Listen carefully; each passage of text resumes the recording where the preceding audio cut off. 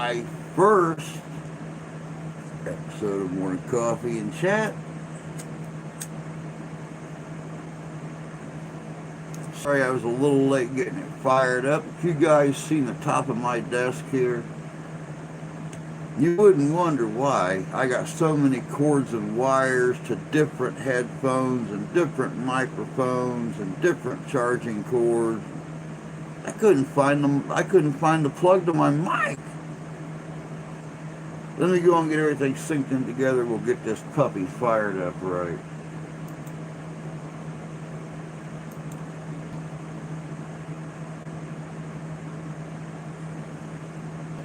There's a little likey poo right there.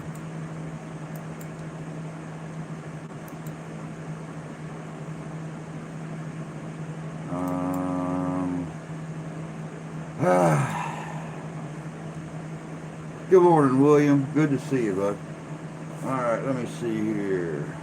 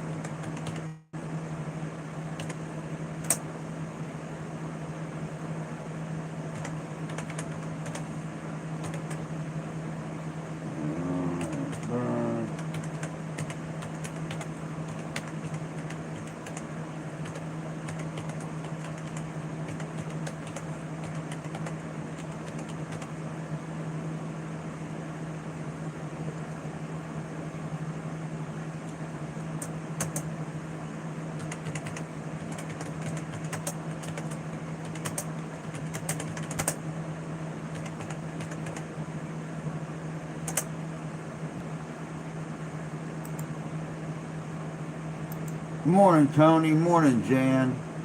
Good to see you. Sorry, computer shut down apparently sometime the last 48 hours. So, everything I had saved got erased.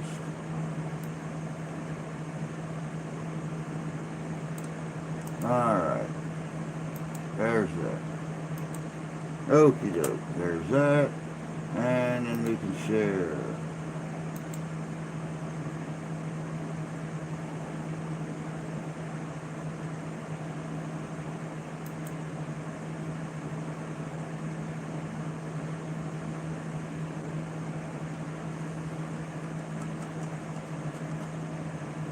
Oh, let's see here.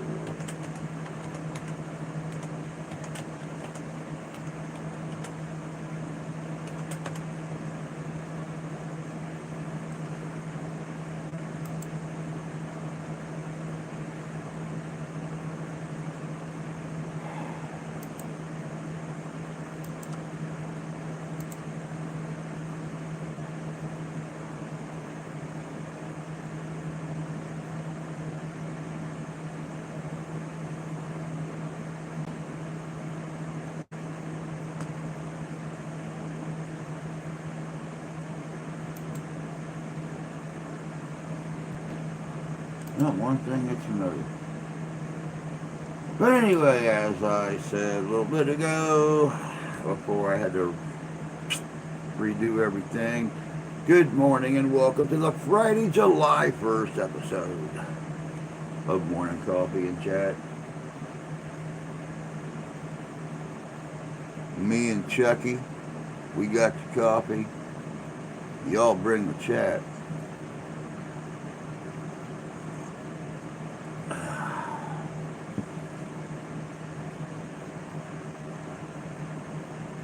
Friends till the end.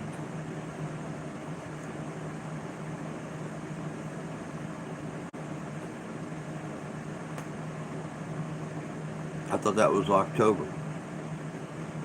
Oh, okay, well, I'll give you that then.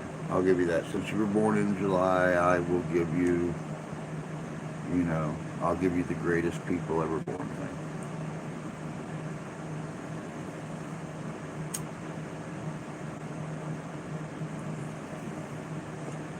Oh, I know, Jan. Chucky's always been my favorite too. Oh, what a morning! What a morning! What a morning! You ever have those mornings when you get on your computer and every video kind of follows a theme? You know, it's either really happy, funny stuff, or it's really sad, depressing stuff, or it's something. It just, and you can't get away from it. For some reason, and I don't know why,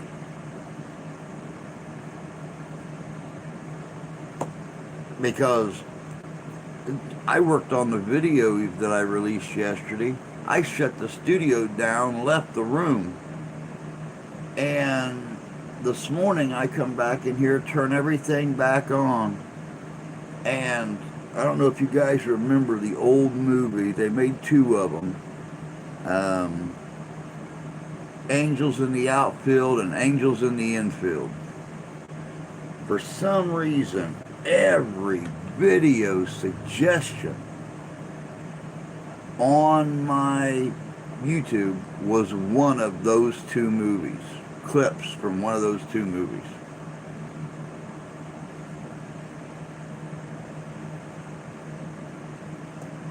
And it just, wow.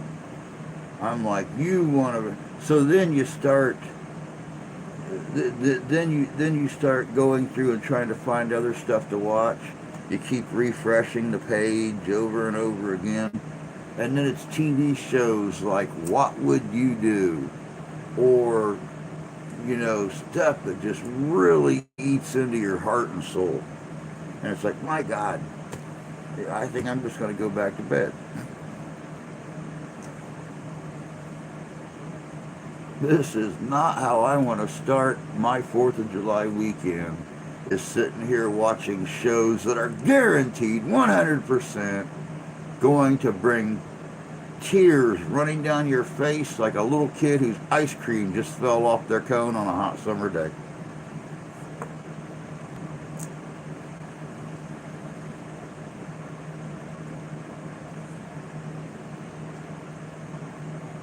Garden tractor restoration.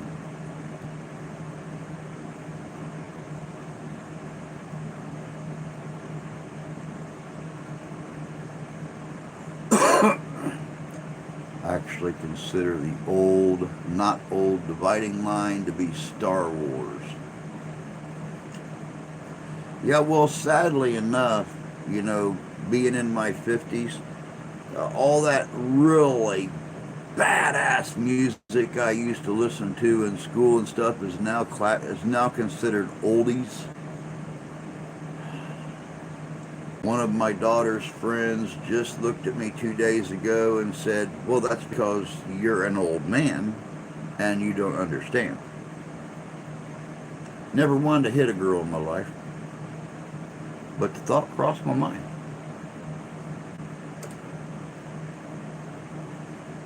Straight up crossed my mind.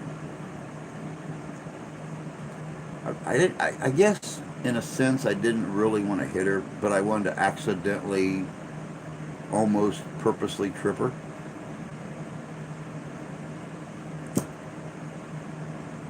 You know, I may be an old man, but I still got reflexes, kind of thing.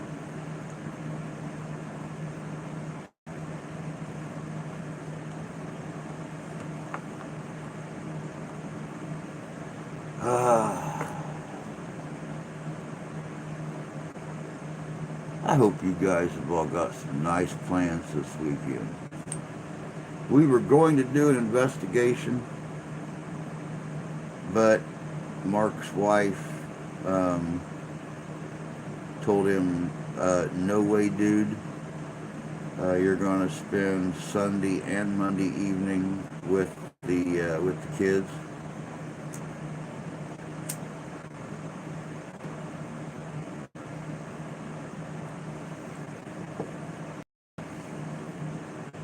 I told my daughters that said like that understand more than they will if they live to be 100.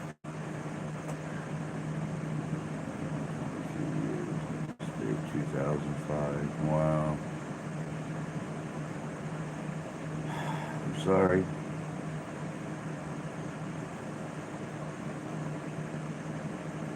"22 years.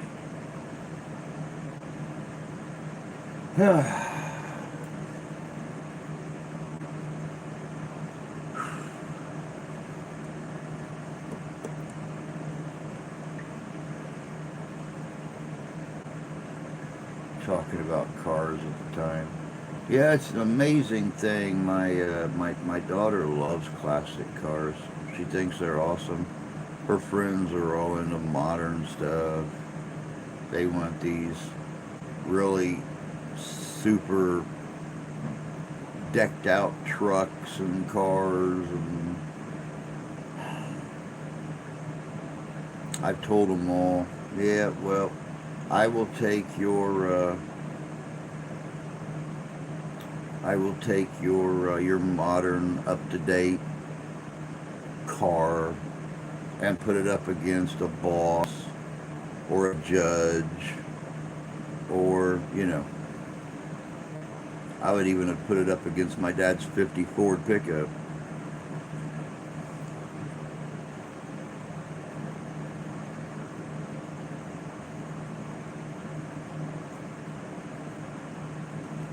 Most real, authentic classics drive. Oh my God.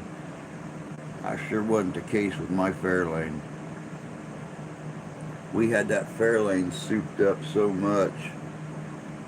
Just what my dad done in the garage with no real tools. But I used to race what did he have? He had a Barracuda. My friend that's now a police officer, we used to race my '67 Ford Fairlane against his Barracuda coming back from our parties on Saturday night. Side by side on a 2-lane highway. I'd blow his doors off every time.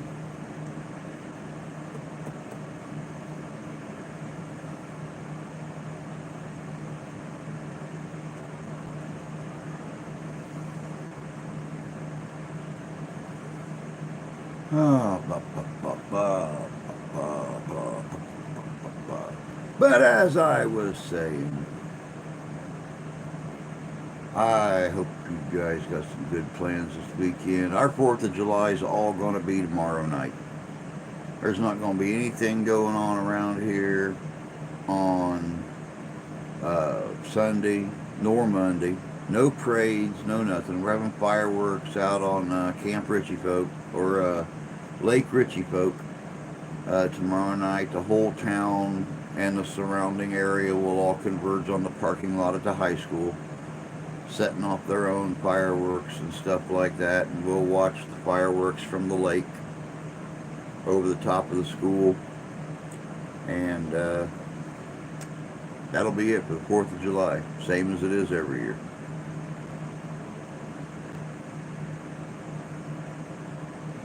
All those old cars would not corner for shit. Never had problems. Smack that brake, turn that wheel, that whole back end of that car, just whip around and go.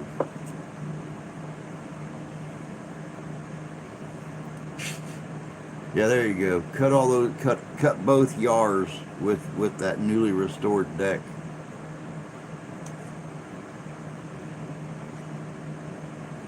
Or just cut the grass. It don't really matter.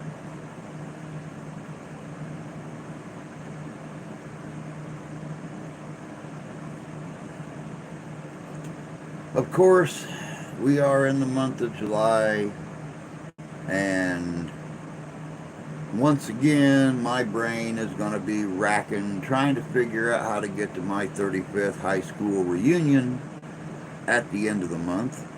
I've never gone to a reunion. We've lost like 4 members of my class, and I went to a small country school. I was very good friends with everyone. We were together from kindergarten clear through 12th grade. So you figure 13 years together, we had a hell of an impact on each other's lives, at least our adolescence. My wife has no interest in going to the reunion at all. So now I've got 29 days to figure out how I'm going to get to Central Indiana to go to the reunion to see all my friends before any more of them die off. Hey, Mike, good to see you, bud. Long time, long time. Missed you too, which I did not want, but they can't keep the mower running long enough to mow their acre one complete time. They traded my daughter, my Dixon, for her Husqvarna.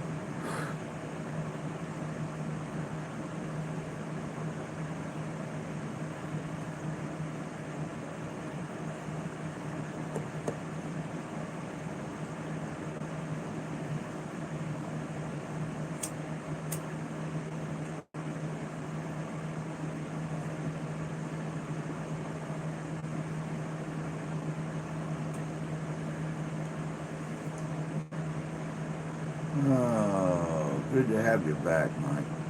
Mike actually got a hold of me the other day, guys, and I didn't understand his last message he sent because all it said was 10-4 or 10-4. I didn't know if he was telling me that's when he worked or what, but you guys know I'm a tard when it comes to technology anyway, so I don't know how to work it. I was sitting there watching TV with the wife last night, and my phone went off, and my son messaged me, said, "You gonna be home Saturday?" And I messaged him back, never got a response. Come to find out, he started messaging Steph and just forgot about me. So I said, "Yeah, I'll be here all day. Mom won't be home till about 3:30 though."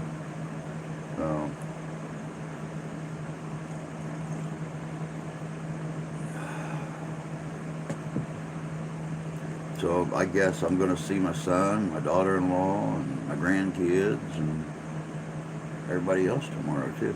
Hopefully I can get them to stick around for the fireworks and stuff tomorrow night. I've never got to celebrate a 4th of July with my grandkids. Of course, I'm probably going to be a bunghole because I got one pack of cigars left. So I'm probably going to be a bunghole by tonight, which is never good, but what do you do? And what the hell is on my screen?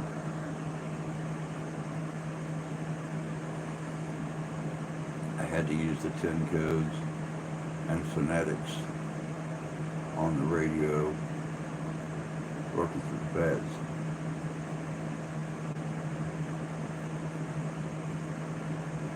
Well, I understand what 10-4 means, but I don't know if he was trying to tell me that he had worked 10 till 4, or if. But I got busy doing something anyway and forgot to message him back. I'm sorry, Mike.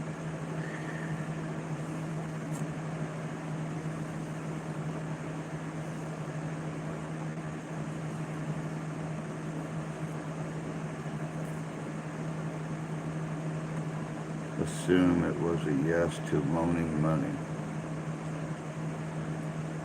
I don't ask for loans. A loan requires you to have enough of an income to pay it back. and seeing as how, you know, what I have coming in on here is my only income, then that pretty much cuts out that chance of being able to pay it back. I do hope to be wealthy enough one day to be able to pay things forward. But yeah, loaning money, yeah, I don't borrow money. Yeah. But when you look like this dude, you got a better chance of being paid to get off the corner than making enough money working the corner. 30 years ago, 20 years ago, 15 years ago, I might have had a chance. Not anymore.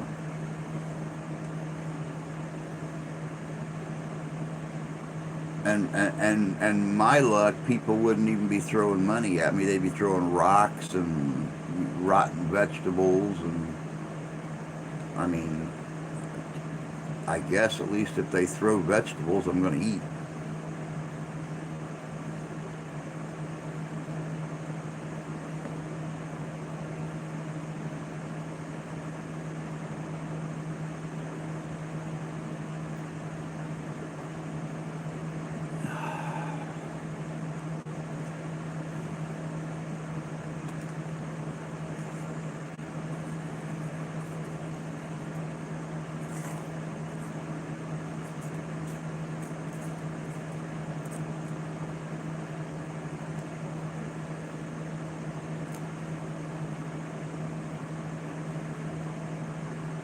In a real half-empty glass mood today.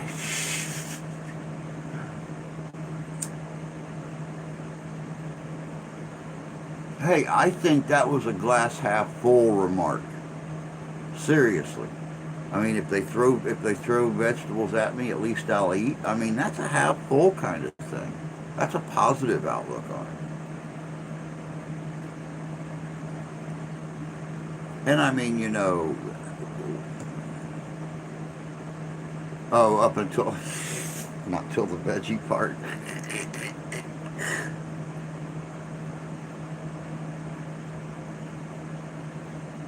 Well, and I try to watch things from both angles. I try to look at things from both angles. I was looking forward to getting an investigation done on Sunday night or something. I'm still looking to do it, even though Mark can't join me. I'm still looking to do it. Got fireworks tomorrow night. Might see my grandkids tomorrow, my son, my daughter-in-law. That's all positive. You know, the running out of cigars thing, that's never positive with me. Because, since I'm in a house full of smokers, um, then they make it a point to blow their smoke in my face, and that just ticks me off even more. So, that's the only negative part to it. When one is broke, life can suck.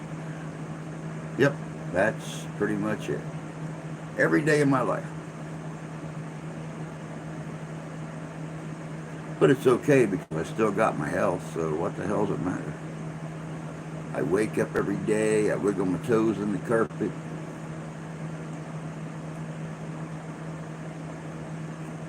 There may be certain aspects to the day that suck, but for the most part, just being alive, it's a great way to start and end every single day.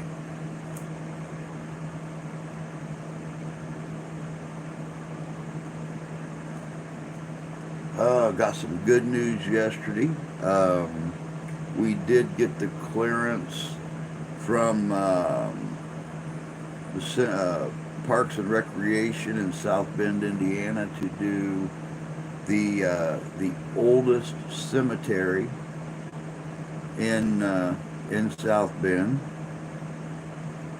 We're going to be doing that this month here in just a couple weeks. Let me see, what else? What else? Oh, the gentleman in charge of the department um, complimented us on our professionalism. Loved how we would even address a place with no closing hours, or inquire about a place with no closing hours, um, and try to go through all of the proper channels to make sure that our backs are watched and we're protected. I can make a shitload of money by doing lawn and garden equipment repair. You gotta have some kind of knowledge of that kind of stuff to do that. And we gave away a lawnmower last year because it just went rub rub rub rub rub rub rub rub rub rub rub rub rub rub rub rub rub. So we gave it to the neighbor. He does all the mechanic work around here, big and small engine repair. Whenever there's an issue with an engine, we go straight to Rick because he knows it all.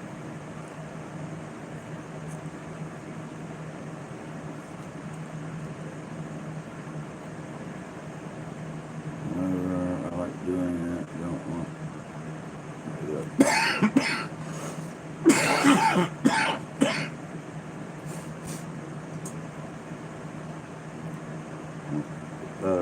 making it a job. And making it a paying hobby isn't necessarily a bad thing.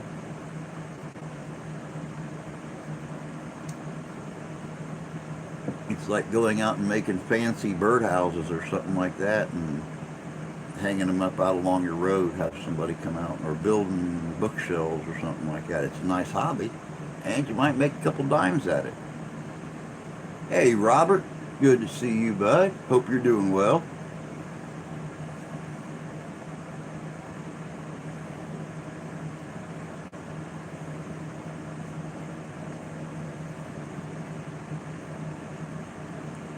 Yeah, exactly. When you're on the clock for someone else, it is a job. You are absolutely correct on that. And that's why I said make it a paying hobby. You set your own hours. You build whatever you want to build or do whatever you want to do. And people got to answer to your hours. You don't got to answer to theirs.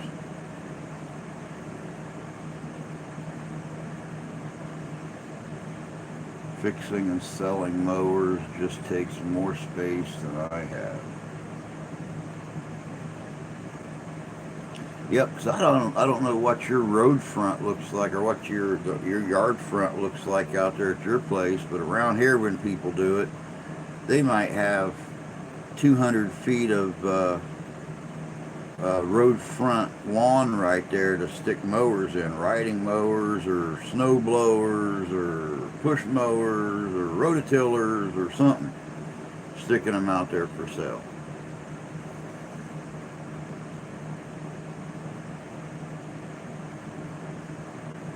I'd love to go in business for myself. The quarry life is making an old man out of me.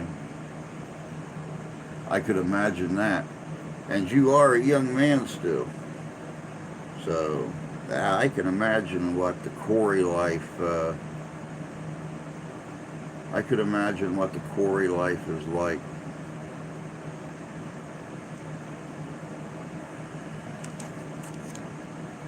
"75 feet, you could fit, riding mower and a couple push mowers in that space. I seen a bloody riding mower the other day. Somebody had sitting in their drive or sitting in their front yard for sale for $1,100. I'm like, doggone, what the hell did you pay for that thing if you're going to sell it used for $1,100? Drove by an hour later, somebody bought it. I'm like, pfft.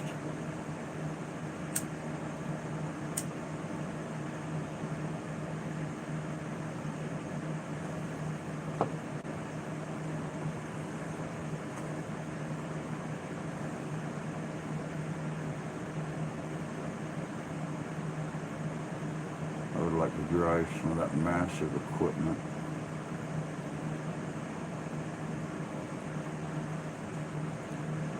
Massive equipment. Not me.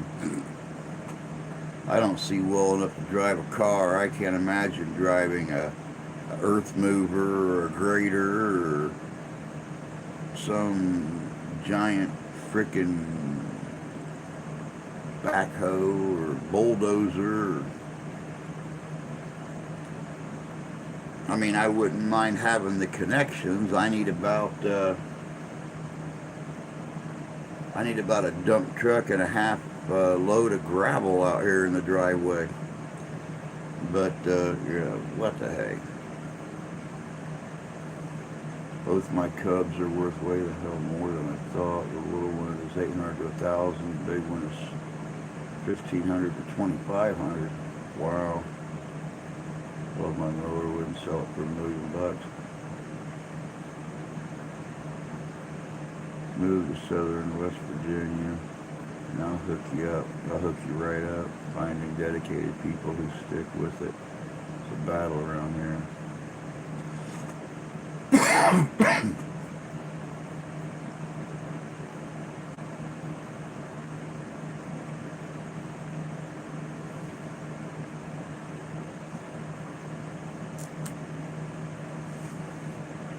Yeah, driving would be fun. I forgot how nice driving is. I don't get the chance to drive anymore. It'd be really kind of nice to, because I used to love to drive. Then again, just about every member of my family either traveled with their job or they were truck drivers or something. And that was something that was always in my blood. I wanted to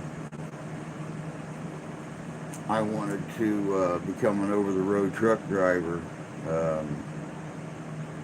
God, what, 17 years ago? And due to that back injury from way on back, they wanted a doctor's clearance before they would approve my my application and everything. And the doctor said, oh hell no, sitting in a truck for hours and hours and hours like that would mess you up. Would mess up your already mess up.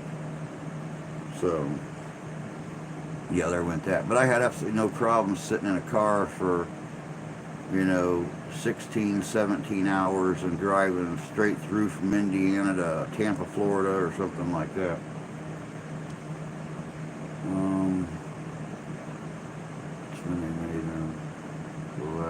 Today's cup of garbage. I went through the silver. I went through the sliver of West Virginia, and that was some of the most beautiful real estate. Hey John, good to see you. Happy Friday to you. Hope you're doing well.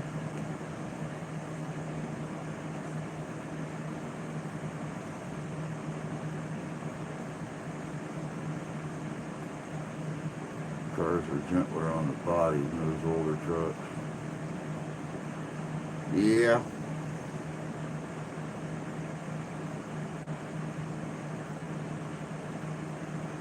Hey Derek, good to see you. Just reached 200 subs. Awesome. Congratulations.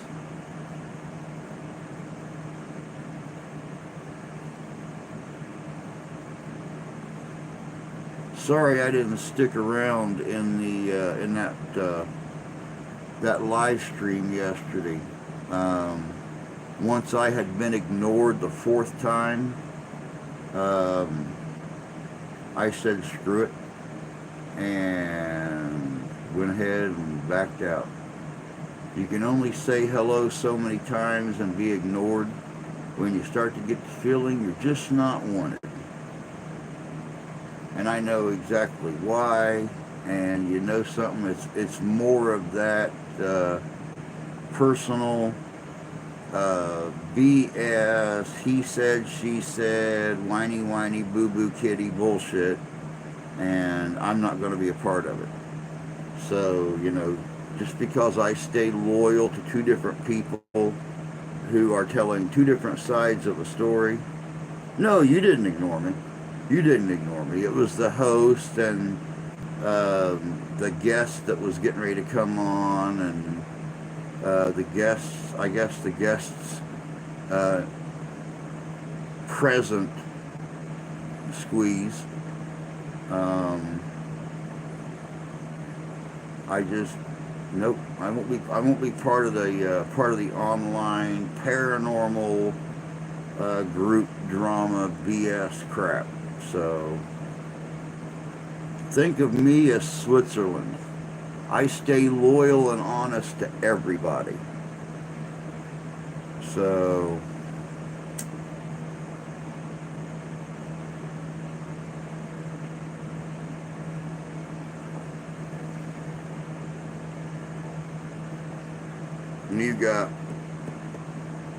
you got one person who's telling the public one story, and the same person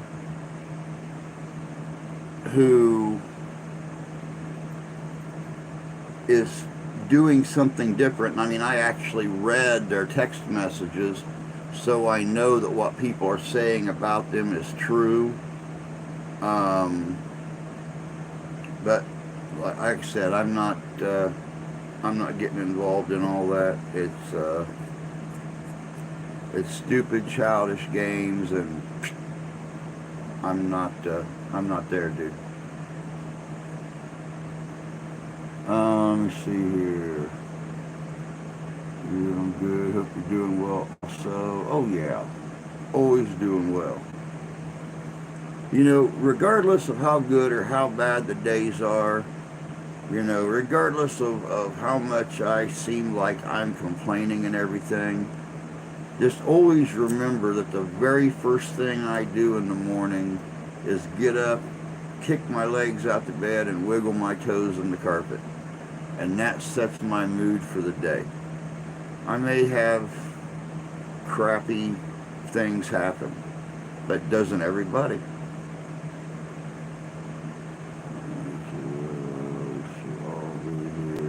For each other, I agree with that. If I hit a podcast that wasn't wanted, get invited, I will dominate the talk. Feel ready to craft together, you and I. Oh yeah, we most definitely will, Derek.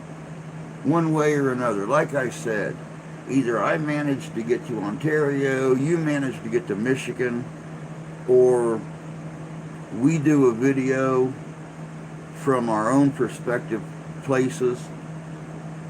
You record some parts of the video, I'll record some parts of the video. We'll slap that sucker together and run it on both channels.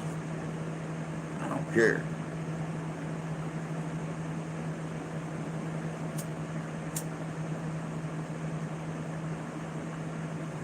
It's not like I've not done that stuff with Santee and everything from Arizona Ghost Riders. He's not been to Indiana or been to Michigan or anything since he was a little kid. I've never been to Arizona. Well, not in that way. We want to collab together 9 times out of 10. He'll record some stuff on a green screen. I'll slap it right on the video with me beside me.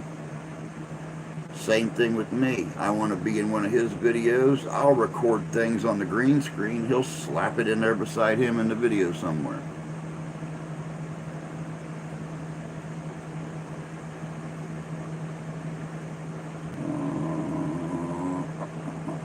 Personality that will not let me leave.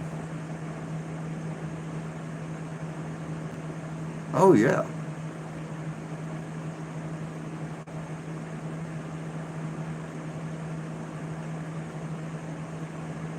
Someone messaged me yesterday and mentioned that Ontario maybe wanted to shut down YouTube channels. What do you think about that? I don't know how they can shut down YouTube channels.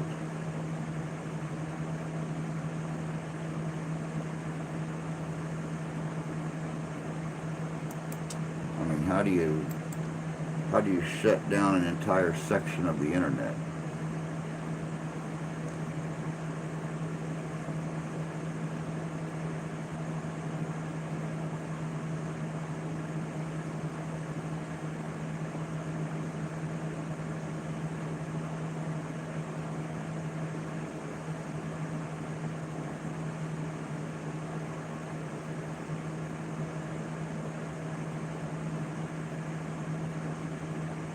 Yeah, they do ban stuff. That is true.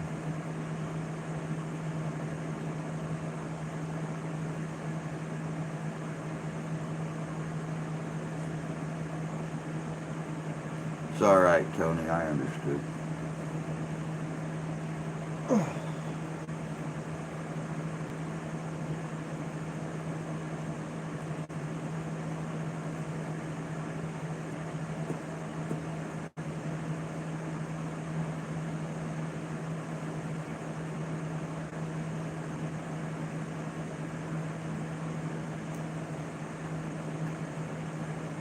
I'm glad you guys didn't see me yesterday.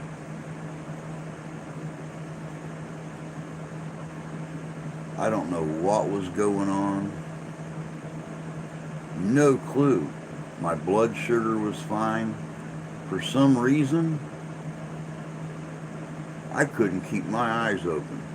I mean, I didn't go to sleep, but every single chance I got, I was closing my eyes. My knees were hurting. My left hip was hurting. I could barely walk. I spent most of the day laying in the bed. Had my daughter in there with our massage gun. I think it's plugged in there. Got this big hard foam ball on the end of it, just running it up and down my spine. There was something going on. I can't for the love of God figure it out. I can't go to sleep during the day because I gotta watch Grandma.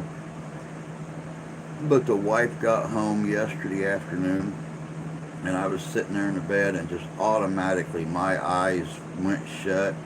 And she said, we had just talked about it the day before, about the fact of me sleeping, which she don't comprehend the fact that, 2/3 of my medicine has drowsiness, has a side effect. Two-thirds of 15 different pills. And, yeah. So here I am.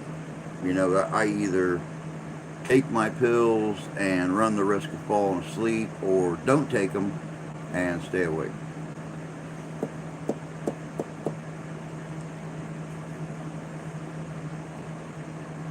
You got the COVID. This content business channel.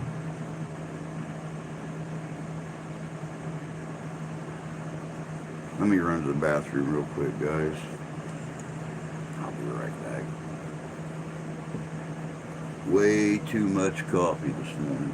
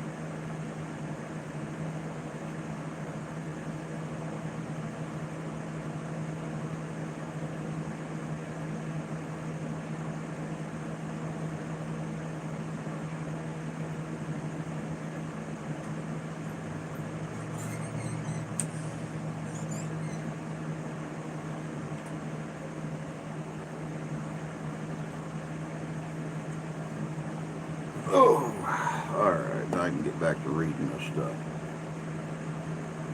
It's nice when people can speak fluent typo. Fluent typo is always a nice thing to know. We try to help this fellow with his content, boosting his channel. It's nice to have friends. In case you guys hadn't noticed, we are getting real close to that 500 mark. Nice thing about getting that 500 mark, you can't get monetized or anything else at 500, but you get your community tab at 500, which means there's not going to be so many mysteries on here anymore because I can put up community messages to you guys that you can find and know what the hell's going on before it happens.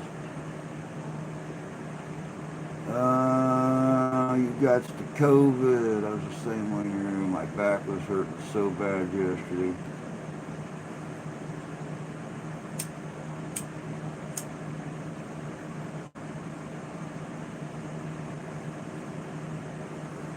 Speaking of COVID, I discovered that I can't stand Pepsi or any cola anymore since having COVID.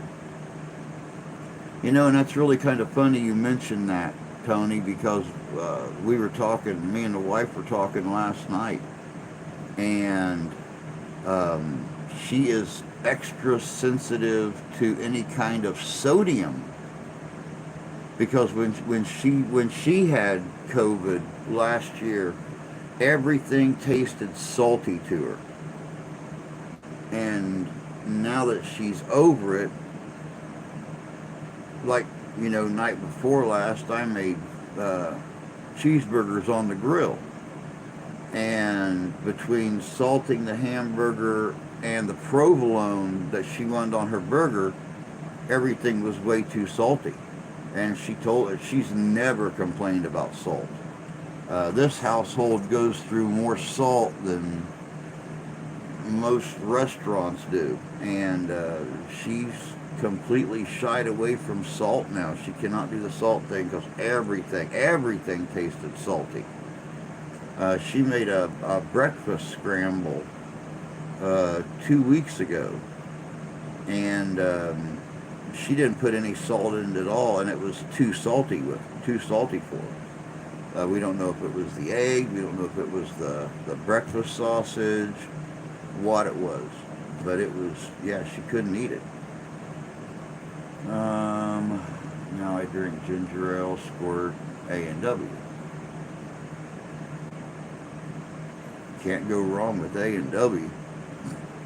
Good morning, Terry. Good to see you. Hope you're doing good. The Pepsi thing comes with a new preference to chicken-flavored ramen.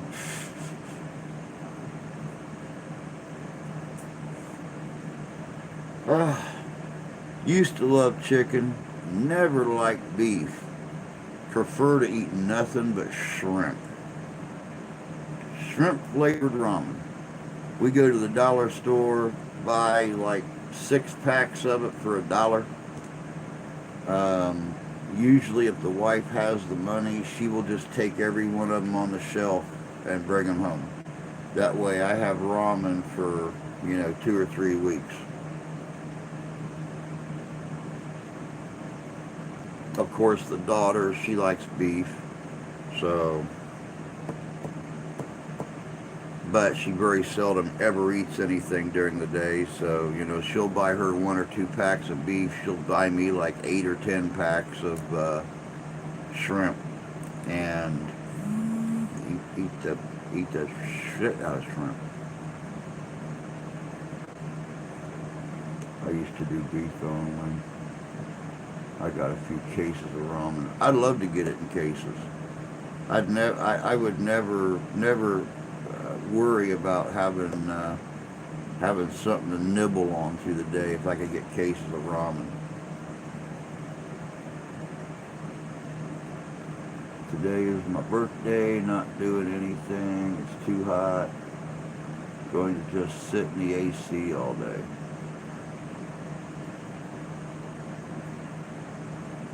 Well, happy birthday, Terry. Happy birthday. Yeah, it's going to be really warm here today, too. I actually, the wife wanted me to open stuff up this morning because it was 69 degrees, and I told her, I said, nope. I said, by 8 o'clock, it's going to be upwards near 80 again. And I'm not going to deal with it. And sure enough, it's 75 degrees here right now. So, which is 3 degrees warmer than we keep the house. So I'm glad I didn't open everything up this morning. Oh, DG's a good place to get it. Get a chance to get drunk and or naked.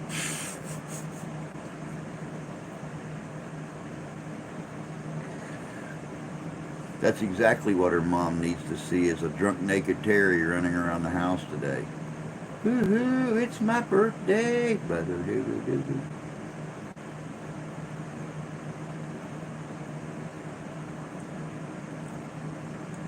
Drunk naked Terry twerking in the living room, standing on the couch.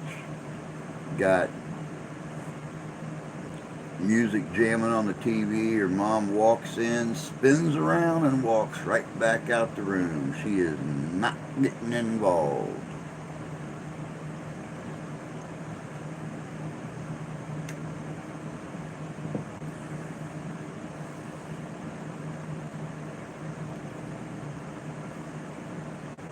I won't be there on my birthday on the 11th.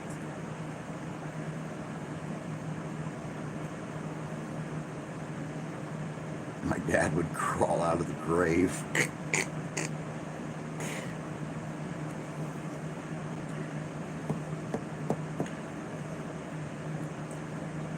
Hey, the way I look at it, if you lived on your own, there is nothing wrong with drunk naked birthday twerking. Living and taking care of mom, issues might arise. Mom could go into shock.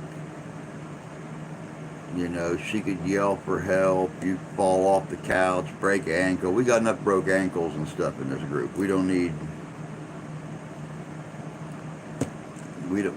any more injuries in this group. Tony, you know, he's fixing up his lawnmowers, going out mowing the properties and stuff like that.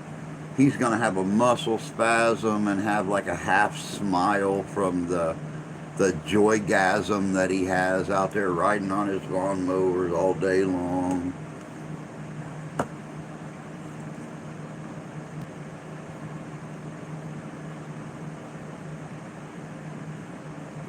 Hopefully my counting is set on my birthday, fingers crossed. Only propose such things to be humorous.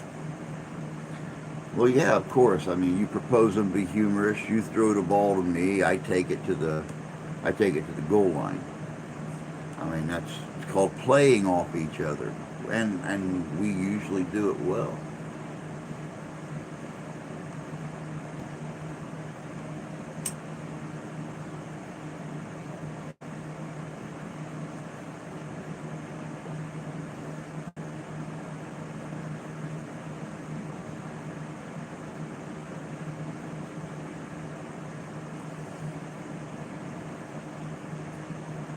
I really don't much care for the actual mowing, but I have a shitload of grandkids. You know, when we were real little, and I don't know how old your grandkids are, but when we were little, and I mean not 4 or 5, but you know, 10, 11, 12, 13. My sister's 4 years younger than I am, so. But the old man used to pull us around in a wagon behind the mower when he mowed. And, you know, when the wagon rusted away, he got a real, you know, thick piece of OSB, and he screwed 2x4s to the bottom of it, and, you know, he cut the front of like racks on a sleigh, and he used to pull us around on that behind the mower.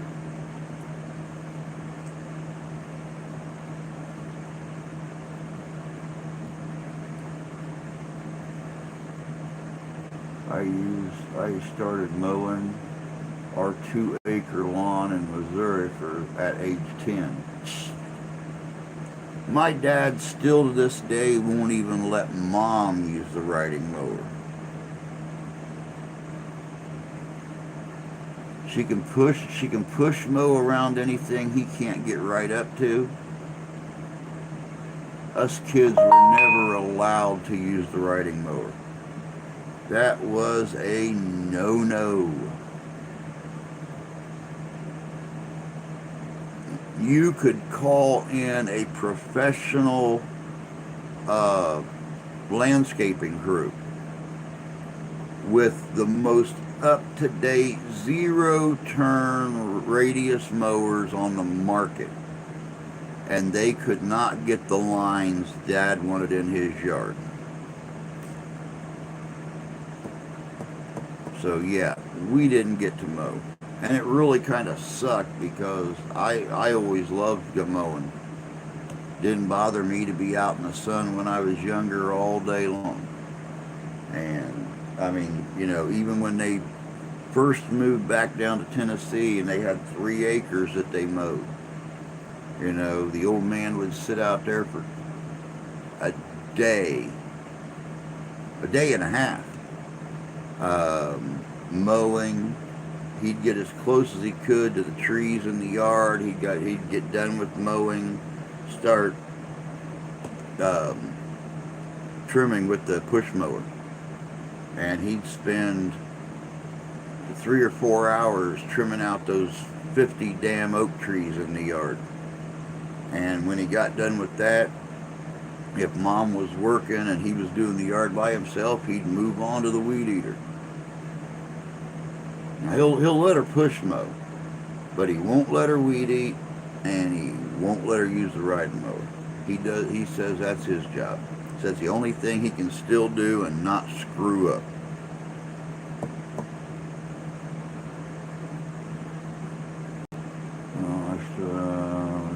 Sears garden tractor. Wow. That's part of the reason I was willing to get rid of the Dixon. My missus would never get that. And I was mowing as soon as my feet hit the pedals, riding over. The less my dad had to do, the happier he was. I mowed about 20 acres a week at my old job. My dad taught me how to mow the lawn, the lines, the edges. I'd be perfect. I used to love to do it.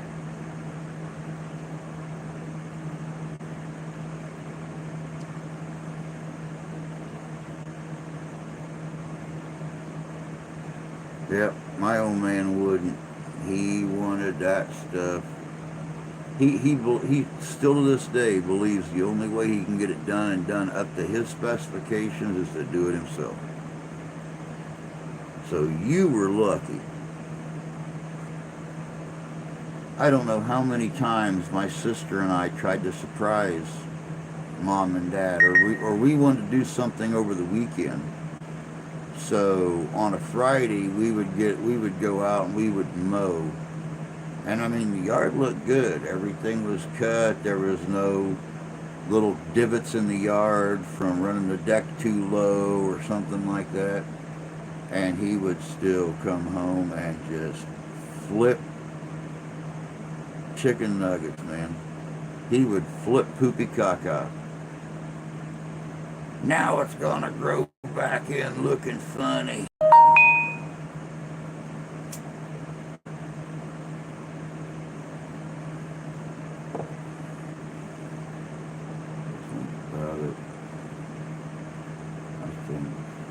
Think about it, it's probably every 2 weeks, several sites.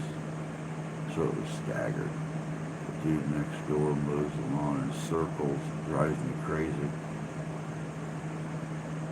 Man, I can't remember who it was I used to know that did that. They would go in circles in the yard. And when I do this yard out here, I do straight lines. I don't care if the lawn is misshapen and isn't a perfect square or a perfect rectangle or something. I keep the lines as straight as possible.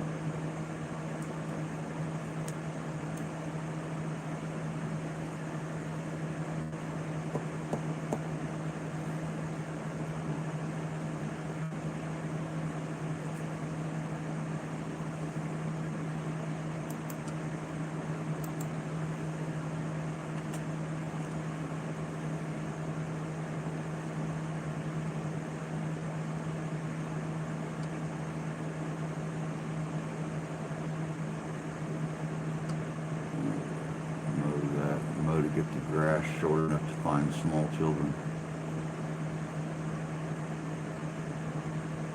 Sounds like your dad's an old workhorse. Dude, my dad is 81 years old and he is still a workhorse. As long as it's not a torrential downpour at his place, he is either out in the shed tearing apart some old piece of handheld gardening equipment or something so he can sand everything down and repaint it and put it out in one of Mom's flower beds, or he's weed eating around the shed and the fence rows and stuff and out on the curb lawn. They've got a hill, they got a fence in their front yard, and then there's a hill that probably goes up about 8 feet, and that's where the highway's at. So he's either just going, I mean, he'll walk along the fence and just keep going all the way up the hill with the push mower and back down. He'd go next to it and he'd line the wheel marks up and all the way up that hill and back down to keep all the weeds and the grass cut down on there. Even though the state will come by and do it, never looks good enough for him. So needless to say, he knows his state boys pretty well, because they'll be coming around the curb on the tractor to get everything cut, and they'll see my dad out there with the push mower going up this 8-foot hill and back down, and up, down, back down, and up, down, back down. They just drive by real slow and wave at him, he waves back, and they keep right on going.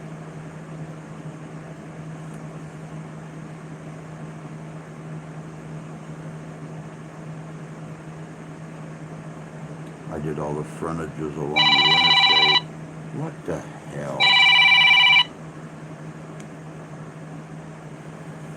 I am not. That was my mother-in-law. She knows. She knows that I live stream. She's been in here. Matter of fact, I'm getting ready to bitch her out. Watch this stuff.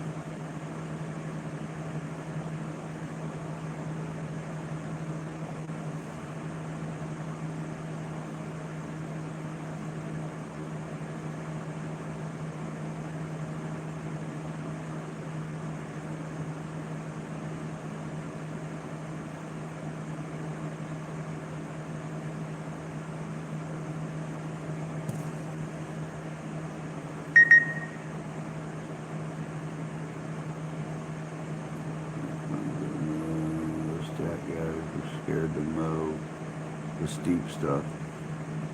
Hey, Sasquatch. Good to see you, bud.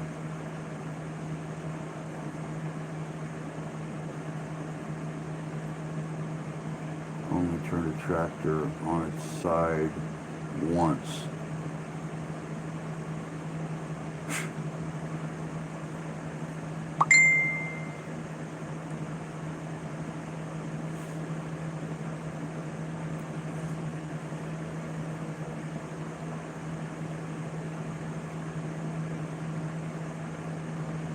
I don't think I've ever heard of the old man flipping a tractor over. But yeah, those guys will come through, and I never knew that those mower decks, those side decks that lift up on the side of a tractor, I didn't know that they would actually lower down to an angle like that. I always thought they went up, they went flush with a side ditch or something. But those ones down there in Tennessee that they use right there along Lantana Road, going south out of Crossville, those things will actually lower down to an angle about like that. And then they'll sit flush and then lift up against the side of the tractor when the guys are driving.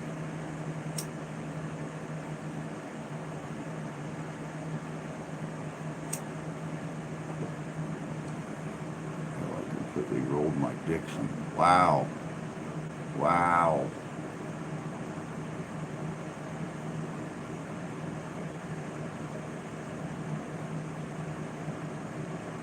if I can drive up the slope, I can mow it. And see, that's what the old man wanted to do. He wanted to take the riding mower and go up and down the hill with it.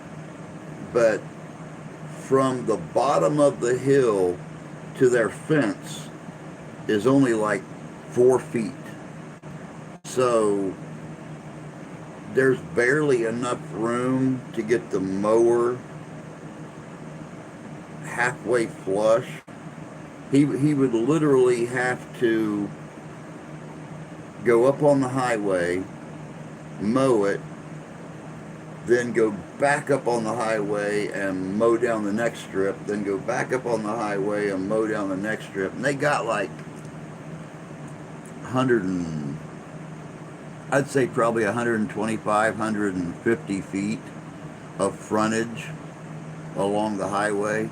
So yeah, that's a lot of going back up on the highways and going down the hill.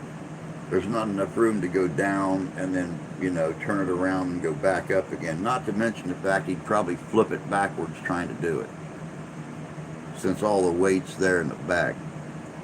So I asked him if he tried going down and backing back up the hill, and yeah, he said, no dice, dude. It's easier to do it with the push mower. I have a roof to tear off and shingle today. Hopefully you got good weather for it. I just got the flash across my phone that we've got storms coming today.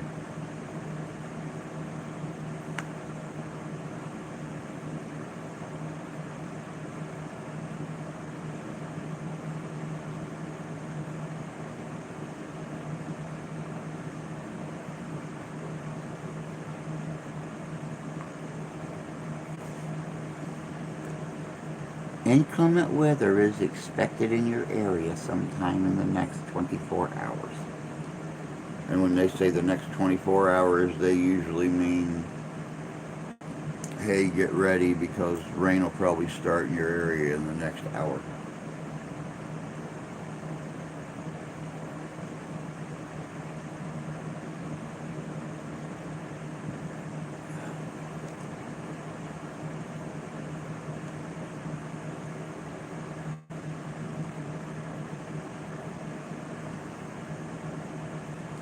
Hey Rob, good to see you, bud.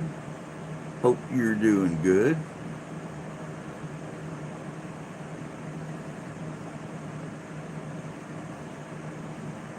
It's a heat advisory for Windsor. Really? Wow. Yeah, I didn't figure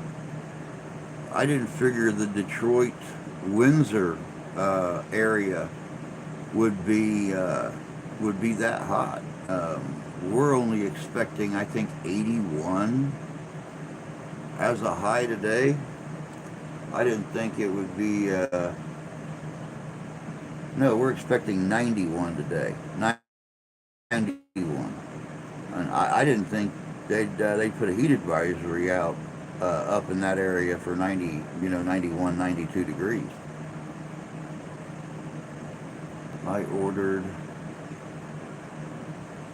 idler pulley for this mower deck. It's supposed to be in tomorrow or Monday.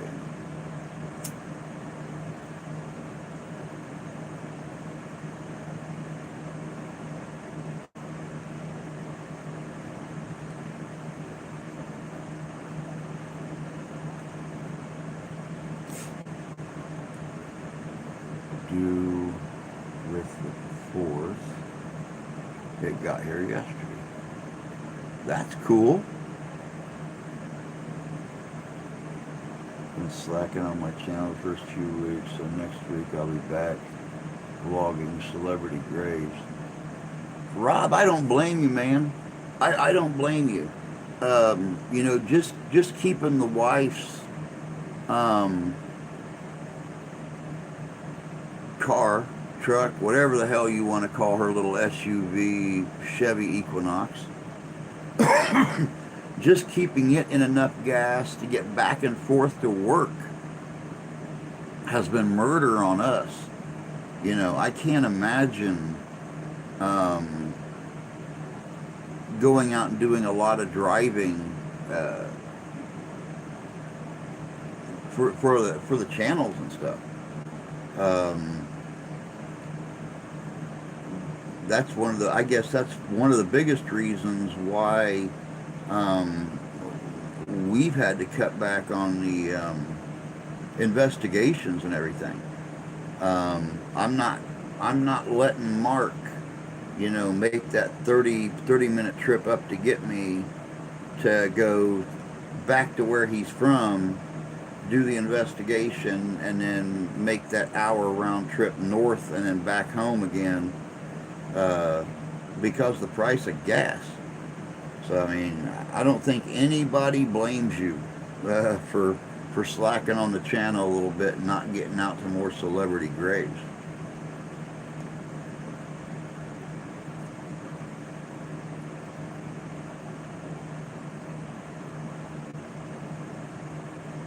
Things around the house.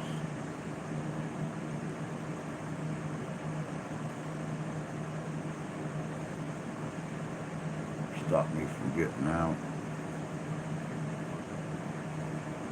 The Cub cost me $26 to fill up. Dude, that's what my wife was paying last year to fill up her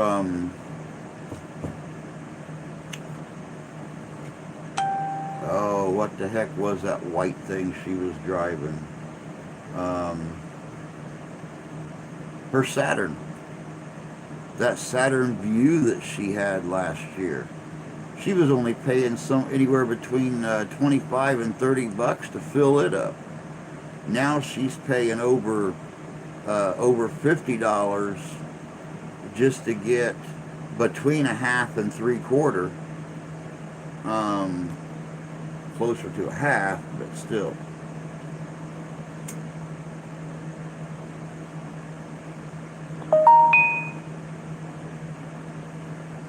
I think everybody needs to. I think everybody needs to go to Tennessee and get their gas. Quite honestly, I mean, just between me and y'all. I was talking to Mom the other day. They passed up $4.29 a gallon to get it cheaper 2 miles down the road.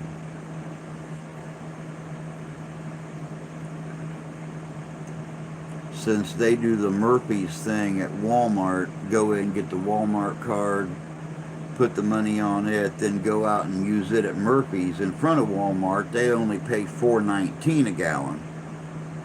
They save a dime a gallon. But they passed up $4.29 to get it for $4.19. We're all paying $4.79, $4.89, $5.09.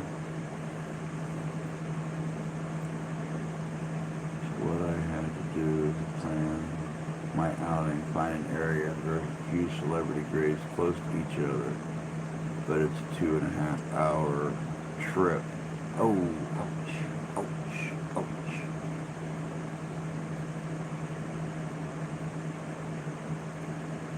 My back has been hurting so much, I feel like going out. Gas prices, I paid $35 for a quarter of a tank of gas. Damn.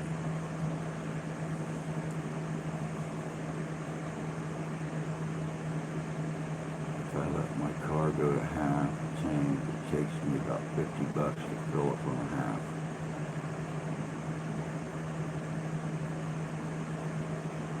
Yeah, see, that's what the old man does with his truck. He lets it get down. He fills it up to where he can't get another drop in it. And he lets it get down right between a half and 3/4, and then goes back in and fills it up again.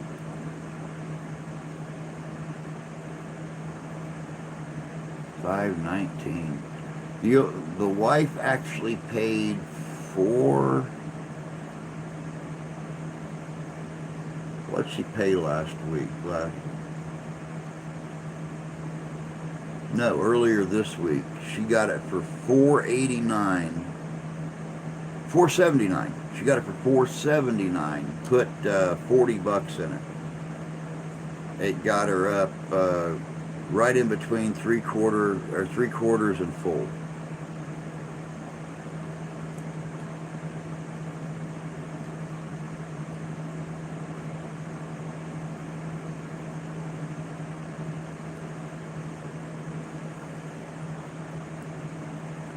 I'll tell you what, the way these gas prices are going now makes me miss when we were little growing up out in the country.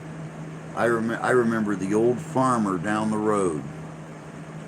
He would he had two of those great big 150-gallon tanks out there out there in the farm in the yard by the barn. And the gas truck would come out there and dump 300 gallons of gas. And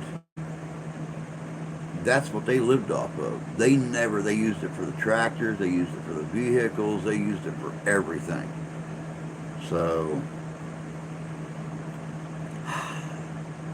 and we had two of those great big tanks out behind the house that were used for fuel oil. But, nope, they use theirs for gasoline. So instead of me being able to get out once a week to film Celebrity Grey, especially when I go to a long distance, it's now going to be once a month and vlog multiple for a few weeks. The last fill on the Suburban cost $100, $3.49 a gallon. That tells you how long the tank lasts. That isn't true. I filled it here, so it would have been more like $1.29.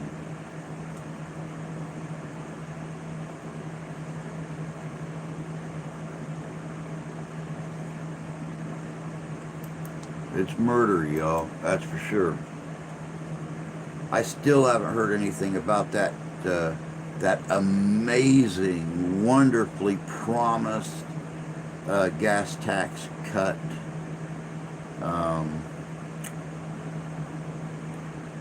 So we'll see. We'll see just how much power the President of the United States has when he wants to cut out all federal and state fuel taxes until the end of September. And I'm just waiting for Congress to whack him right off the podium.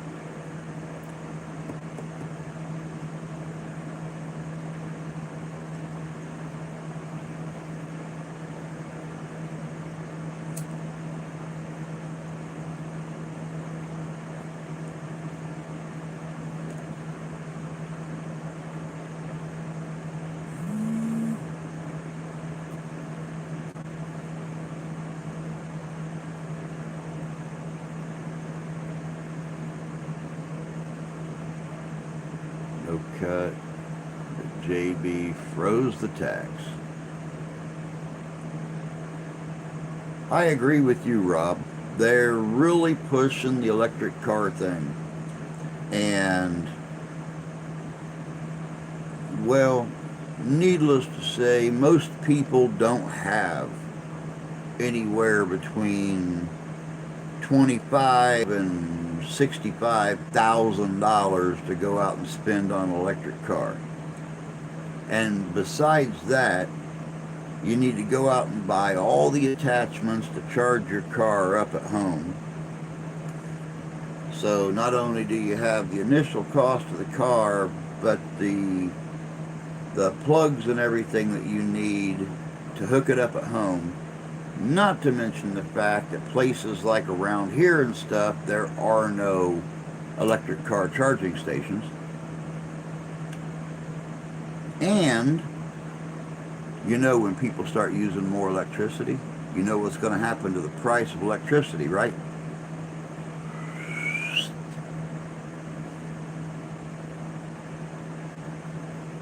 They're going to shoot up, and people, the forecasters have already said that. They have already said that they've got they got it firsthand. When people switch over to electric, the price of electricity is going to go up. So not only are you going to be using a lot more electricity, but you're going to be paying a lot more for it per unit when it starts happening.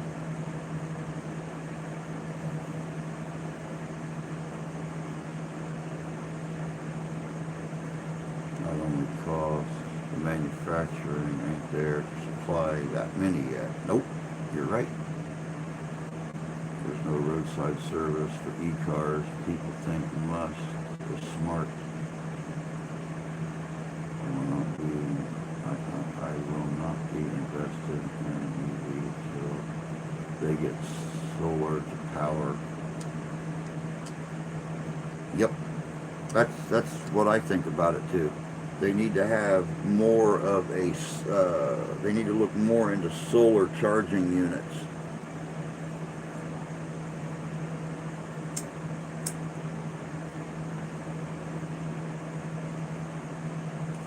Now, I don't know if you guys have noticed lately, but they have been pushing the home solar panel business a lot more, both on television and on social media. Now, the trick to that is that they've got that program where you can sell your unused electricity back to your local power companies and stuff. But with those power units that you buy for your home and everything, they do have the charging station for electric cars available. So I saw a video of a new E-Mustang. It's not even a Mustang. It doesn't even look like a Mustang, and it's no muscle car.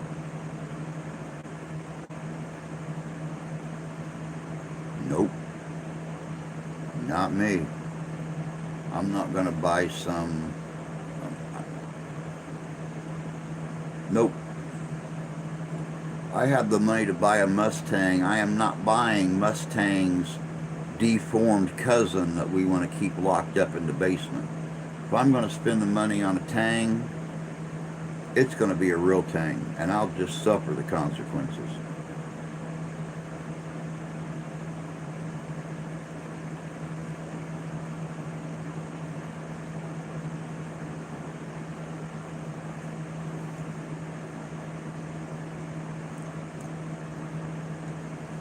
If it's over $1,000 to get electric service, I'll go solar.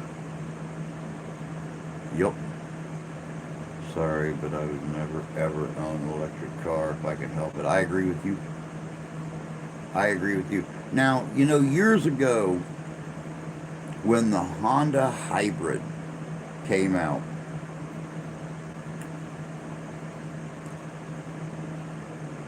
the Honda Hybrid was a good little car. Took about 10 gallons of gas to fill it up. They guaranteed 500 miles to a tank, because you would use the gas to engage it, and then when you start driving, the electric took over. So they were touting, 50 miles to the gallon on this thing, and it was great until the oil companies got a burr up their butt and said, hey, we're going to lose money on this car, and they quit making it. So do they really honestly think that the oil companies, the gas companies, Shell, Sunoco, all those guys are going to take a $1 billion cut every year on just because the president wants electric vehicles in every home?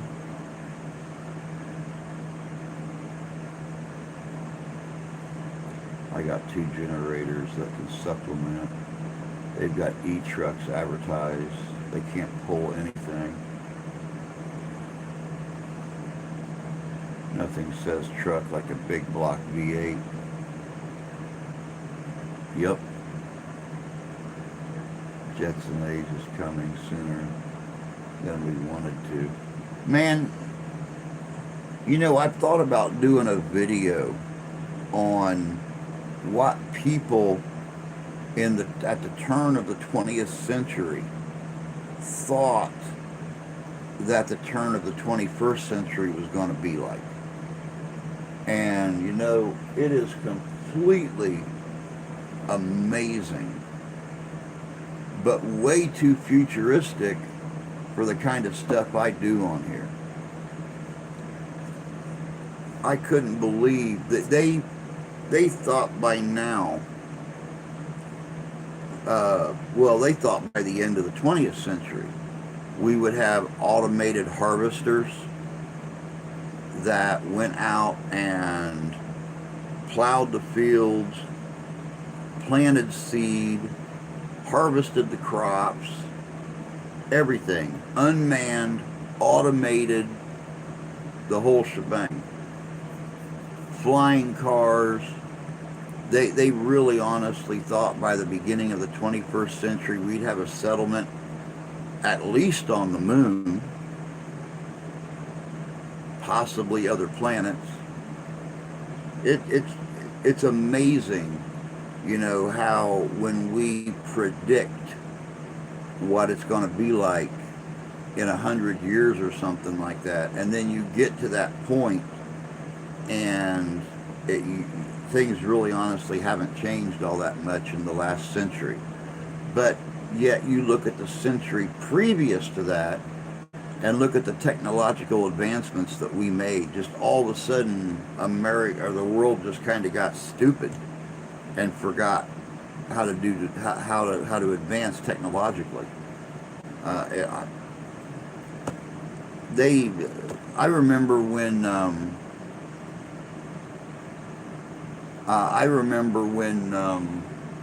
when I was younger, I was a teenager, and Scientific Weekly done an article on a flying car.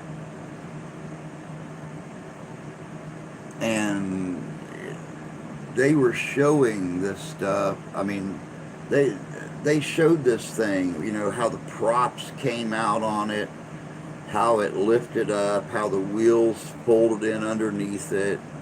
I mean, they were showing these what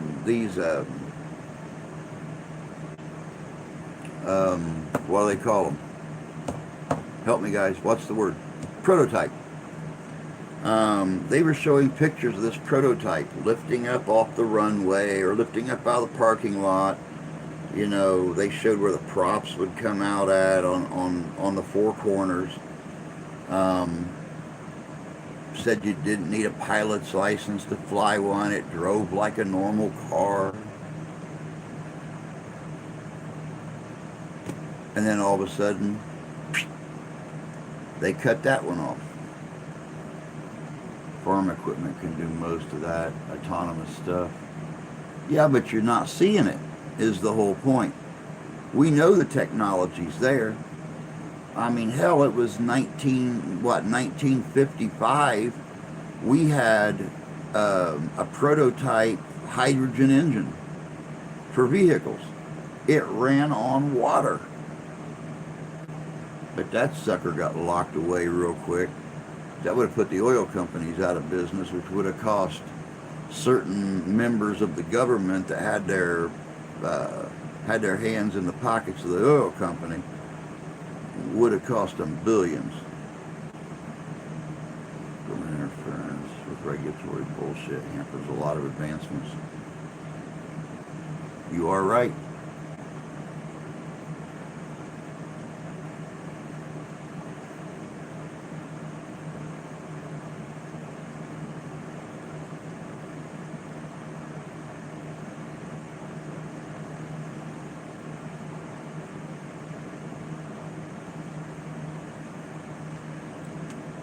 Yeah, one of these days, guys, we'll all get to use that that old Doc Brown line. You guys know which one I'm talking about.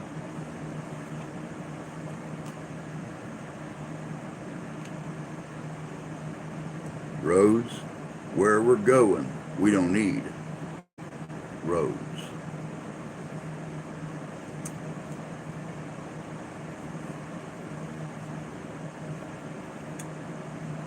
Great Scott!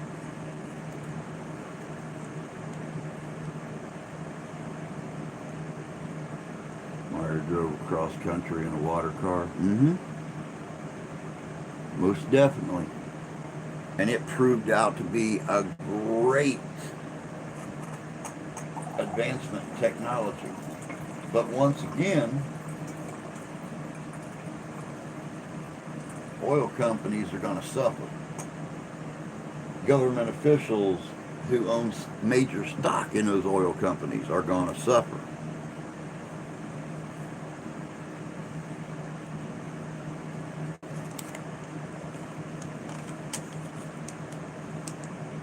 Unless they make millions in profit, they won't do anything. Nothing is done for the better of the country or the world. We don't produce anything anymore.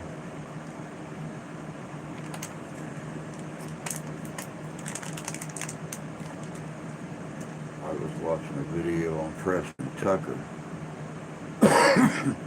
Me and that dude was way ahead of his time. He wanted seat belts in cars that people thought if they did, cars were unsafe. He'd be great now. Yep.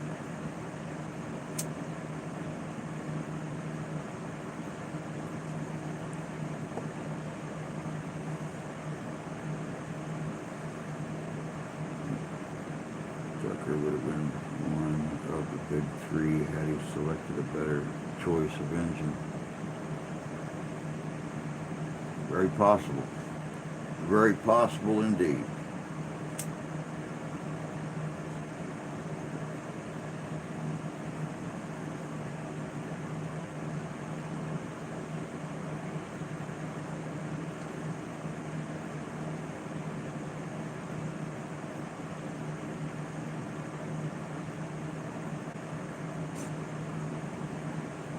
It's just it's just really sad, the current state of how things are running.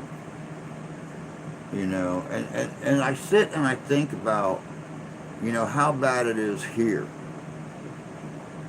The cost of food going up, the cost of fuel going up, utilities are going to follow. People are not making more at their jobs, which means, you know, it's going to be another one of those situations that, you know, puts us in that lower percentage worldwide. You know, we're already, what, number 3 in medium income in the world.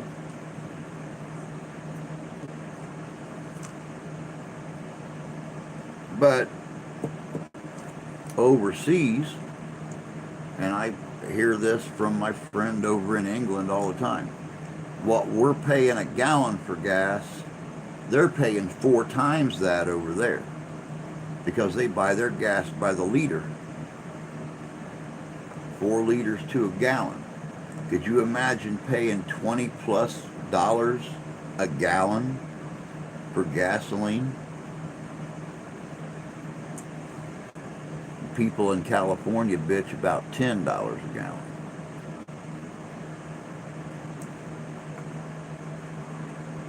The last comment I made is a hint of one of my videos I may possibly be doing.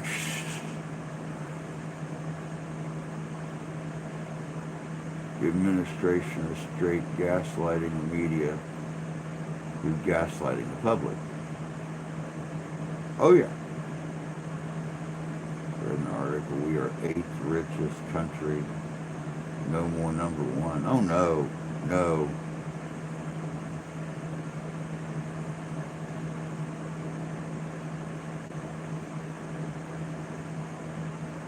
Nope. I seen a clip yesterday. Um, Jeff Daniels. I don't know what it's from. I have no clue. Um,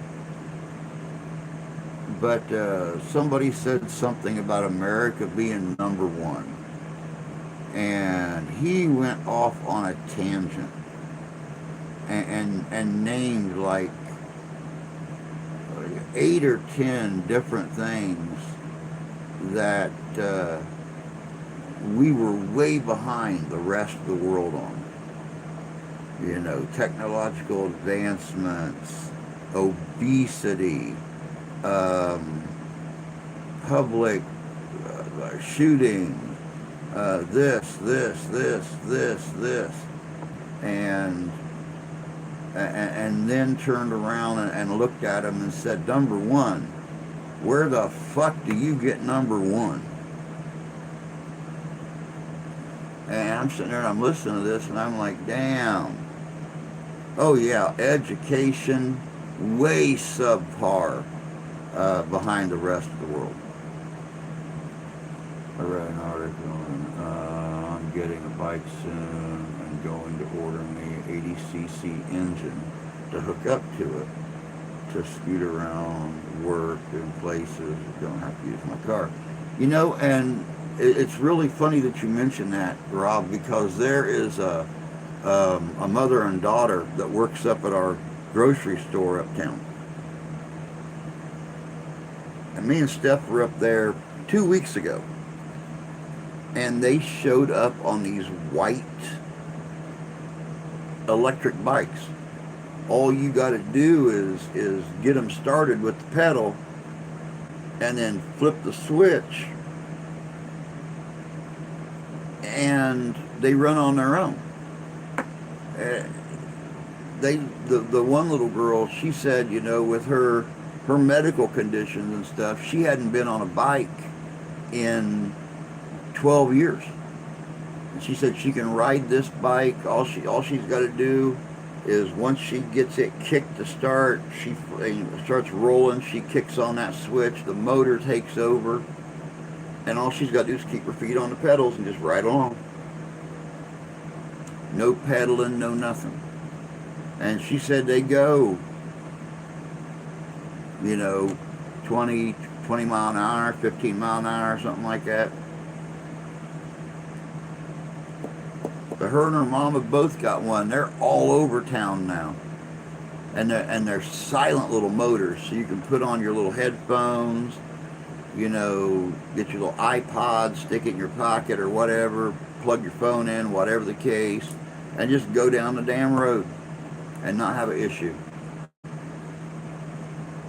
Go to Harbor Freight, get a Predator.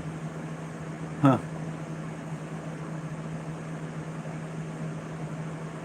And yes, Terry, you're right. Number one in mental illness was one of the things that he mentioned.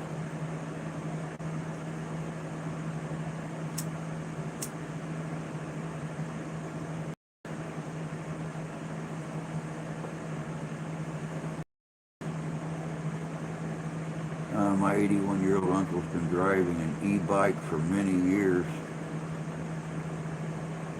Get one of those 459cc and ride at a yeah. You know, I actually thought about looking around for one of those old, and you guys, some of you guys been around for a while, you might remember them. One of those old pocket bikes. Those are 49cc motorcycles, and they go 15, 20 mile an hour. But they make little choppers and stuff, and they only hold like a gallon of gas, but you can go forever on one of them. I've thought about keeping my eyes and ears open for one of those little old things. I mean, they haven't made them in years, but we got a guy right down the road down here has two of them. He's got a little teeny tiny street legal mini bike, and then he's got one of the little pocket bikes. And you know, you see his wife and the older kids out cruising those things all over town. Yeah, we're seeing a lot of those electric bikes, electric scooters all over West Michigan, downtown Grand Rapids is full of them. Oh, Rob, that reminds me, and I'm glad you mentioned Grand Rapids. There's a name of a guy that I'm going to send to you. He is part of the group from Michigan Technical College or whatever it was that went up and studied the Paulding lights. He is from Grand Rapids. And number one, it's real close to you with him being in Grand Rapids.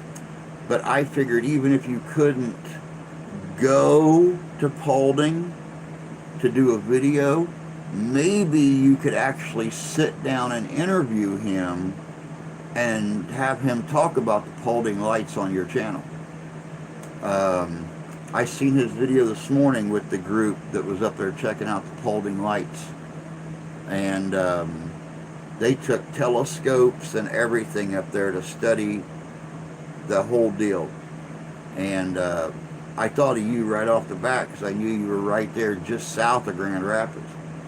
And it's like, I got to send his name to Rob. So I'm glad you mentioned Grand Rapids. I will send his name to you before the day's over. See if maybe you can locate him up there, and 'cause I think that would make a great video.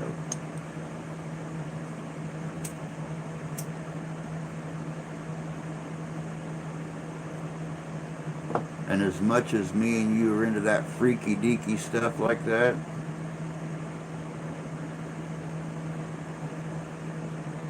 not to mention your followers too, that'd be kind of cool.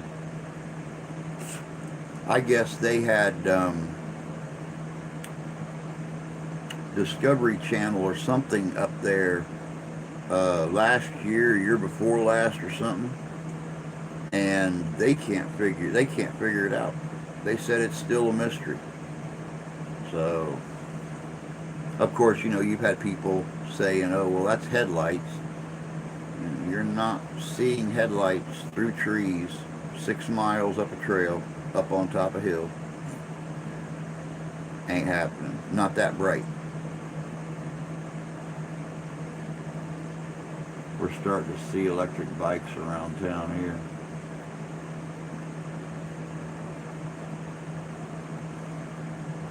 They're around, that's for sure.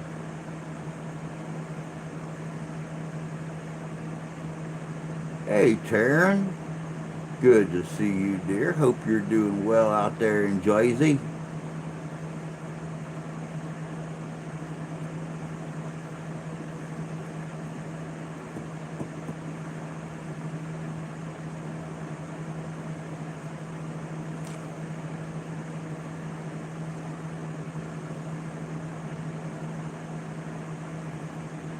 Missed catching on you. I'm always here. I'm never gonna go anywhere. Working my butt off 6 days a week. Geez, you criminy girl. You're too young for that. Stop. You and your dude are supposed to be out, you know, trying to find really interesting, cool shit to film.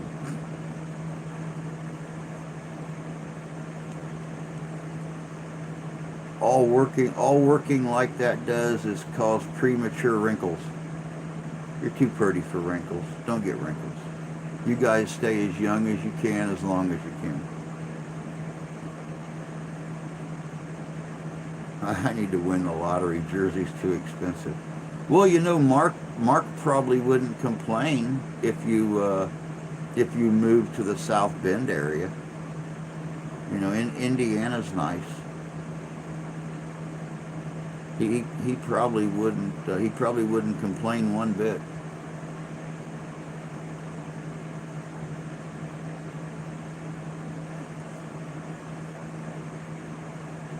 I already got those wrinkles.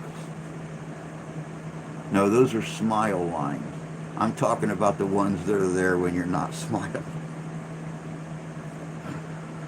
In a few short weeks, I'm going to be getting together with Sean Batrick and possibly AAP Variety Channel. We're going to be looking into a car graveyard and a few other videos. And it's funny too because I've talked to AAP about trying to find an investigation or something in their area so we can collaborate on it. And as for Sean and Batrick, and I still haven't managed to hook up with them. That's one of the suck ass things about not being able to drive is the fact that I've got to rely on everybody else's schedule and everything else, so I don't ever get a chance to get anywhere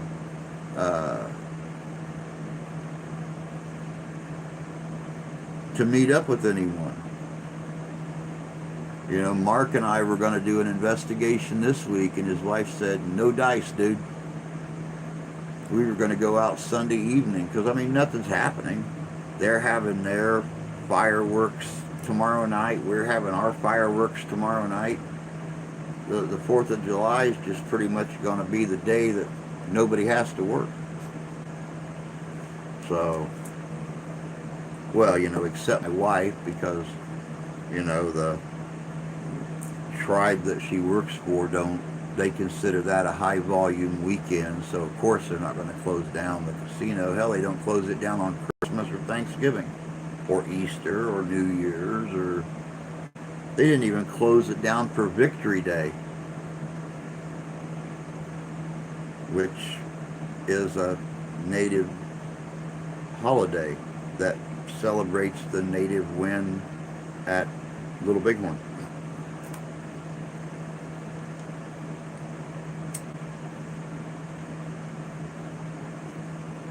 Yeah, Mark's pretty lovable. He's pretty lovable. I don't know if you talked to him yesterday, but he did, with his eloquent way of speaking, managed to get us the clearance to do the oldest cemetery in South Bend. Very, very, very old place. Revolutionary War graves, 1812 graves, Civil War graves, and a lot of little teeny tiny legends to go with it. I have a friend who moved back here from Jersey 2 years ago. He told me it's too expensive to live there. Not to mention, Jersey's just small. It's just small.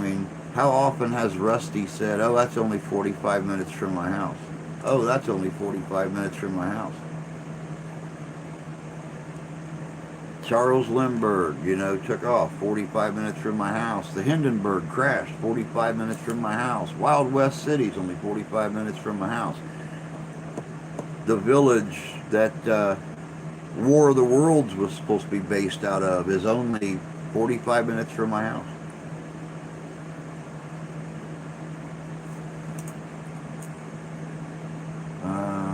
Happy 4th of July. God bless America. We need to take care of y'all. Have a safe weekend. You too, Terry. Love you, hon. Have a good 4th of July weekend. It's way too expensive. Go back to driving. Hell, you would be better than about half the idiots out there. Yeah, at least going blind in this eye, I'm a lot more cautious than most of the other idiots out there. Of course, tomorrow during the day, I think I'm going to go up here to our log cabin museum and talk to the curator about doing an investigation, since I have volunteered for the museum before and she knows me very well, knows how respectful I am about the museum and how much I care about it. Um, I'm going to talk to her about doing an investigation at the museum. As a matter of fact, I still have keys to the museum. Go figure.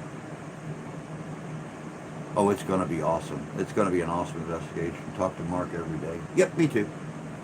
Go figure. I'm hoping that Sean got Rick are coming to Ghost-orama. That would be cool. That would be very, very cool if they did. I'm so glad he's back here. He's my tattoo artist. I didn't even know you had tattoos, girlfriend. I need to sit down and talk to your buddy. Well, no, that's still too far. Hell, that's over 3 hours away from me. Yeah, it's 45 minutes, but it takes 2-3 hours because there's too many people on the road who don't know how to drive. Jersey is so strict with gun laws. It sucks. However, we are the type of people here that should be more controlled.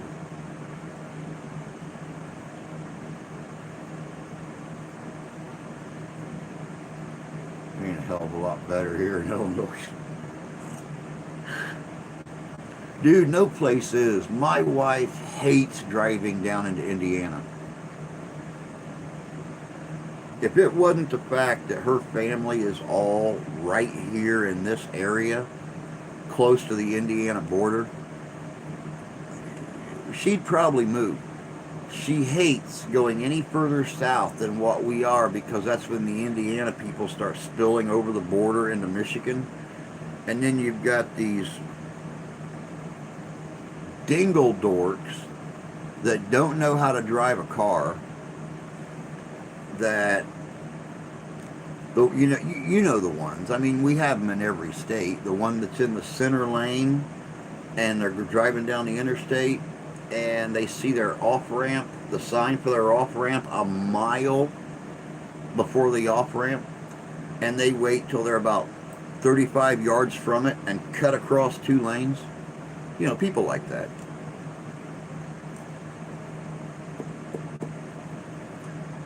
The only place I want to live is Gettysburg. I'm with you, girl. I'm with you. That place is always going to be in my heart. I don't care if I never return to that place. It is always going to be in my heart.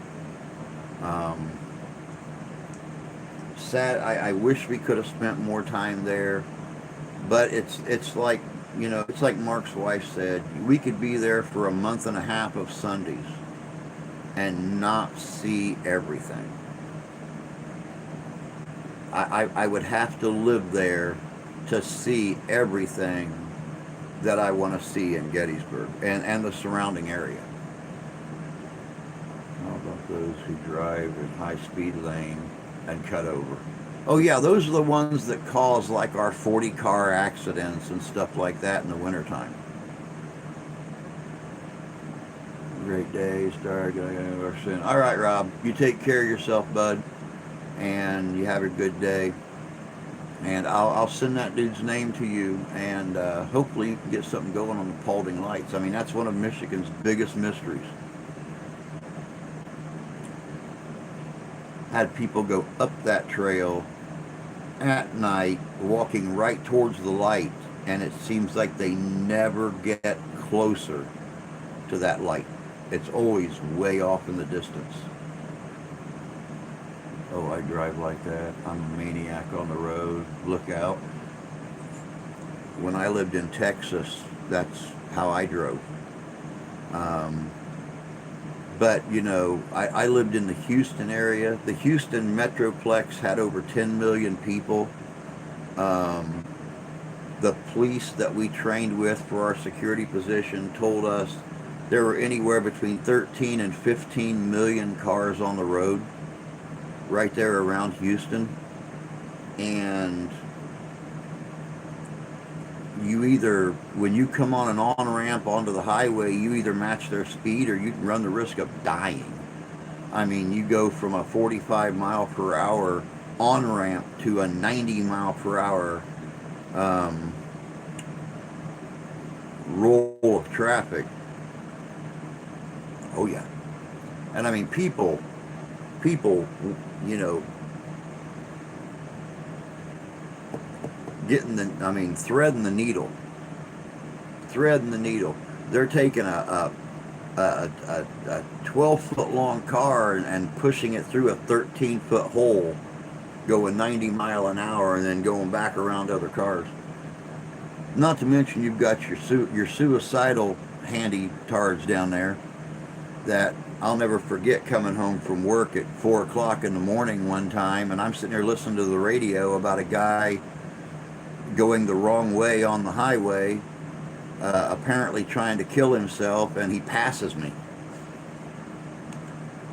going westbound in the eastbound lane. It's one reason I love the hill and holler country. Horrible roads, thin out morons. Yes, they do. You're right. Oh, hey Laura, good to see you. Hope you're doing good. Knock on wood, never caused an accident, but I drive fast.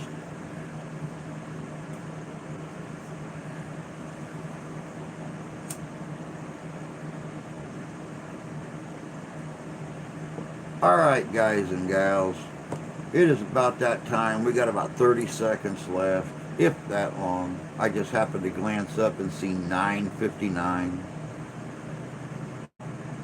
I hope you're doing good, Laura. Happy Friday. Happy July 1st. 3 days till Independence Day. And there's Lee coming in. There's another East Coaster we got. Especially when I'm driving to Gettysburg.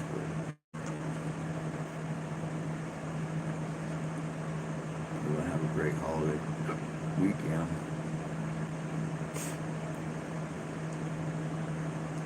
Yep. Happy anniversary. Well, you know, it's kind of late, but it was last Saturday. You know. Yeah. This is the shitty anniversary. The good anniversary, the wedding anniversary was last Saturday. The 4th of July is my 6-year anniversary of when I got sick. And the 5th of July is my anniversary of when I died and when I was stuck in the coma. You know, when my whole supernatural world changed for the better. So, yeah, this is the anniversary. This is the anniversary that I don't care to remember. I'll be at the field later today. Yep, and today is also the beginning of the Battle of Gettysburg, July 1st, 1863. July 1st through the 3rd, Friday, Saturday, and Sunday. I'd love to be there for that. Love to be there for that. A wonderful weekend. Everybody be safe. Definitely so, Lee. Notice how being a pillow. To a little round top. Watch the sunset. Be cool. Gonna be rockless for 18 months. Gonna be there. Joys of living. Less than an hour away. Lucky devil, you. But alright, guys. I'm gonna get out of here. Try to do other things before it gets too awful hot. Yeah, Little Round Top is not gonna be the same. I just hope that the historians get a little bit of say in what they do to that place.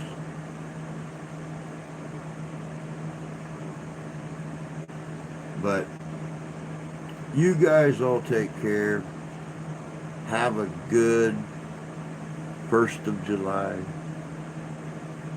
Of course, you know. I'll be back on Monday morning for morning coffee and chat. I will be here tonight, as far as I know, unless my son just happens to come in. Which I don't know if he's going to come in tonight or come in tomorrow. But